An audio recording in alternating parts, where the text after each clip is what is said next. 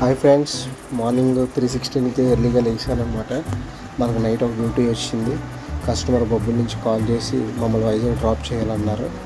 Customer reservation ticket తీశారనమాట. Ticket confirm అయిపోయిన తర్వాత మార్నింగ్ లేచి ఇంకా బండి తీసుకొని రైల్వే స్టేషన్కి స్టార్ట్ అయ్యాను అనమాట. మన ట్రైన్ 4:20కి అనమాట. సో 4 కల్లా రీచ్ అయిపోవాలని చెప్పేసి స్టార్ట్ అయిపోయాను.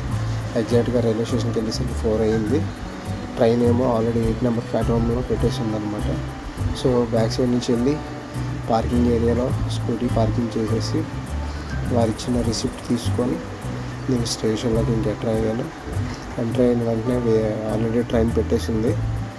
ట్రైన్ చూసుకొని వెళ్తుండగా మన బోగి నెంబర్ ఎత్తుకాను అనమాట. సో S4 మంది వెళ్ళి చూసుకొని వెంటనే ట్రైన్ ఎక్కి మన సీట్లో వెళ్ళి కూర్చున్నాను.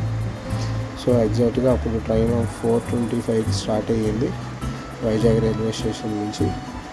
ఎగ్జాక్ట్గా మార్నింగ్ 6 కల్లా బొబ్బులు రీచ్ అయిపోయాము.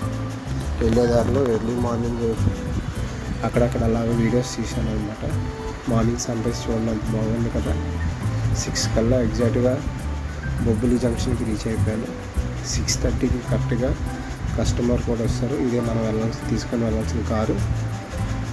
అక్కడి నుంచి డెస్టినేషన్ పెట్టుకొని గాజువాక్ స్టార్ట్ అయ్యాము. బండి ఒకసారి చెక్ చేసుకున్నాను, ఫ్యూయల్ అయ్యిందో లేదో చూసుకొని ఇంకా గాజువాక్ స్టార్ట్ అయ్యామన్నమాట. సో గాజువాక్ వచ్చేసరికి 9:30 అయ్యింది. అక్కడ వాళ్ళకి